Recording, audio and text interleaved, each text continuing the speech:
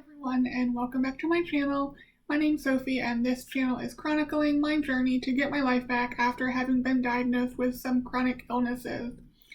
I know I said this weekend's video was going to be a doctor roundup, but I'm gonna wait until next week to do that because I do have some doctor appointments I'm having next week, and I just want to be able to completely round out the doctor appointments.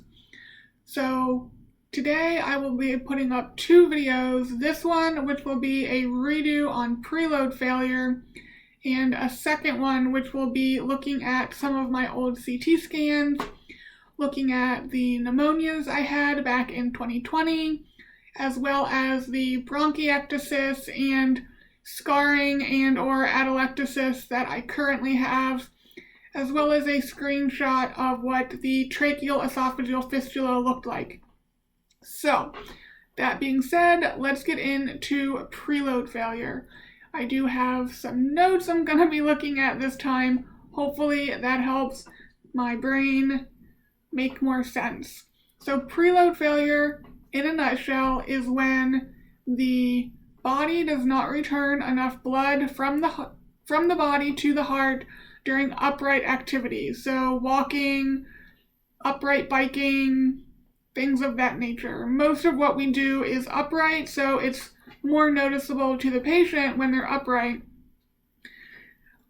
They do have different subtypes of preload failure. They have a low flow subtype, which, as well as having the low right atrial pressures seen, they also have lower than expected cardiac output and lower cardiac output by oxygen uptake ratios.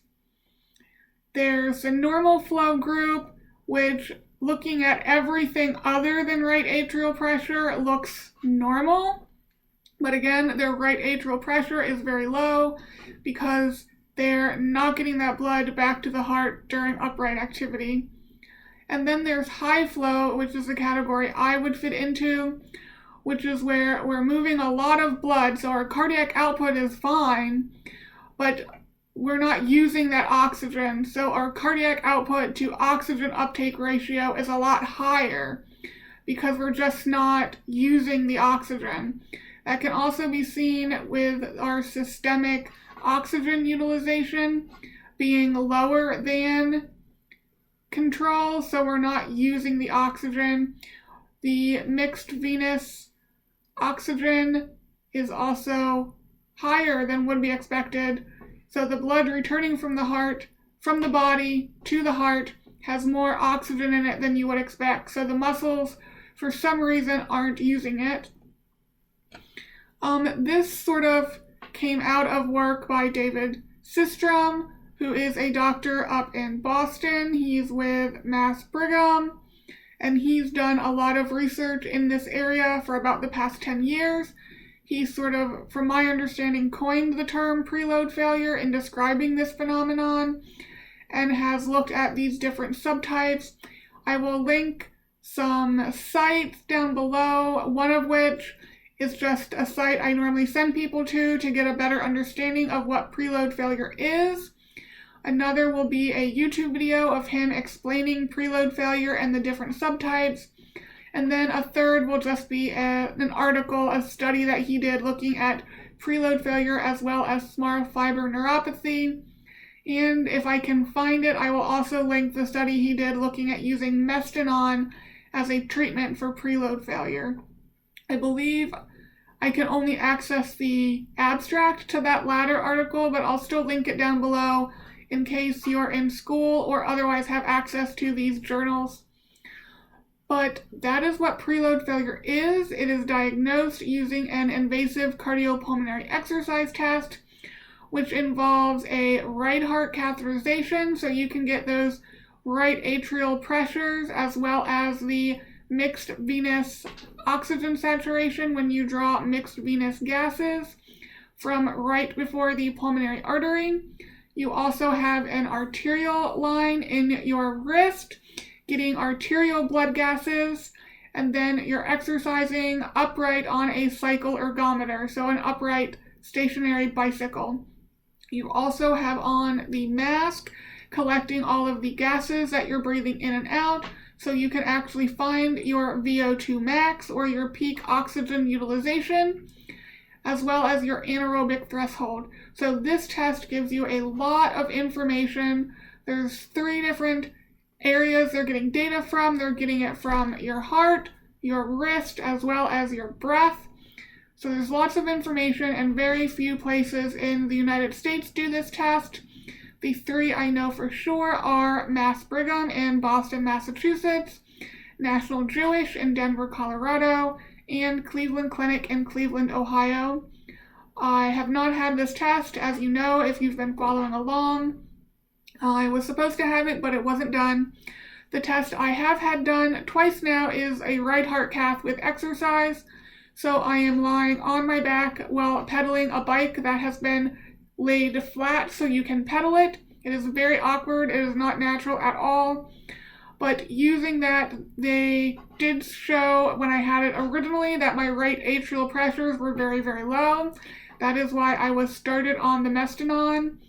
And the study that I just had this past October, my right atrial pressure was normal, so the Mestinon does seem to be doing what it was thought to do and what that study showed that it does, even after 1 dose, which is what the study looked at. It was just a single dose. But both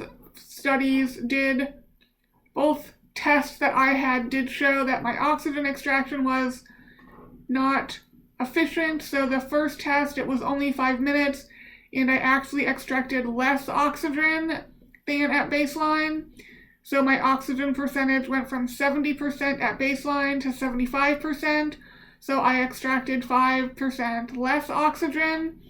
And then the test I had done in October, well, they did not get a baseline. They did draw a oxyhemoglobin, which is normally basically equal to your mixed venous percentage. Then it was around 71. And then it did go up to 84% after the first 2 minutes of exercise. So again, when I start exercising, for whatever reason, my body starts extracting less oxygen. And then at the end of exercise, I literally was having trouble moving my leg muscles, and it was at 52%, which is still much higher than a control group without preload failure and their oxygen extraction. Mixed venous percent was closer to 30% in the study that I will link below. So treatment for this is Mestinon currently. There was a study, as I mentioned, that looked at a single dose of Mestinon on right atrial pressures and VO2 max, and after that single dose, they did improve, which is really awesome after just 1 dose. And then there's another study that Dr. Systrom mentioned in the video link below, where after a year of being on a much higher dose of Mestinon, the high flow group did improve their oxygen extraction, which is really awesome. That gives me some hope that it can maybe not be fixed, but made to improve. So that is preload failure. Hopefully that made much more sense than what I attempted to do earlier in the week.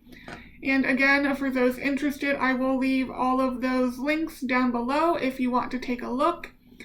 And with that, I will end this here, and the next video, which will be going up probably around the same time as this one, will be on my CT scans.